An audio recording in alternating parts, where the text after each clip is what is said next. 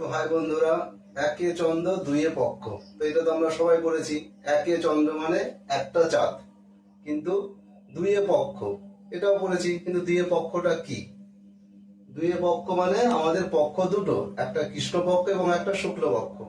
তো এটা তো জানলাম যে দুখানা পক্ষ, কৃষ্ণপক্ষ আর শুক্লপক্ষ, কিন্তু কিভাবে এই দুটো পক্ষ হয়, তো সেটাই আজকে চলো আমরা জেনে নেব।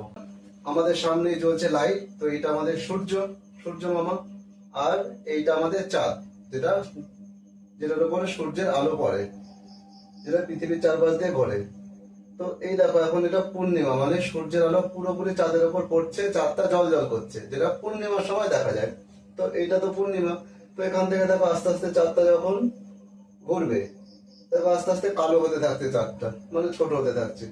তো এইটাকেই বলা হয় কিন্তু কৃষ্ণপক্ষ, মানে চাঁদটা আস্তে আস্তে কালো হচ্ছে। কৃষ্ণ কথা মানে কি? কালো। তো আস্তে আস্তে কিন্তু এই দেখো পুরো অন্ধকার হয়ে গেল চাঁদটা। তো এইটাকে বলে কিন্তু অমাবস্যা।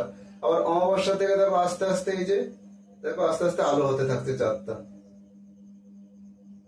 এইটাকে বলা হয় কিন্তু শুক্লপক্ষ। শুক্ল কথার মানে কি? আলো, উজ্জ্বল। তো এই দেখো আস্তে আস্তে চাঁদটা কিন্তু আবার বড় হয়ে গেল, মানে জল জল করছে। তাহলে বোঝা গেল, কৃষ্ণপক্ষ মানে চাঁদ জল জল, মানে পূর্ণিমার থেকে আস্তে আস্তে এই যে কালো হতে থাকবে। তো এইটাকে বলা হয় কিন্তু কৃষ্ণপক্ষ, মনে থাকবে। আর শুক্লপক্ষটা কি? এই যে অন্ধকার থেকে, মানে অমাবস্যা থেকে আস্তে আস্তে এই যে আবার ফর্সা হয়ে যাচ্ছে, চাঁদ জল জল করছে। তো এইটাকে কিন্তু বলা হয় শুক্লপক্ষ। তো বোঝা গেছে আমাদের কি পক্ষ তাহলে কটা? দুটো, একটা কৃষ্ণপক্ষ এবং শুক্লপক্ষ। আস্তে আস্তে চাঁদ যখন আলোর থেকে অন্ধকার হতে থাকে, এটাকে বলা হয় কৃষ্ণপক্ষ। এবং অন্ধকার থেকে যখন আবার আলো হতে থাকে, তখন সেটা কি বলা হয়? শুক্লপক্ষ। তো আশা করি বোঝা গেছে খুব সহজেই কৃষ্ণপক্ষ এবং শুক্লপক্ষ কি। তো দেখা হচ্ছে পরের কোনো ভিডিও। টাটা।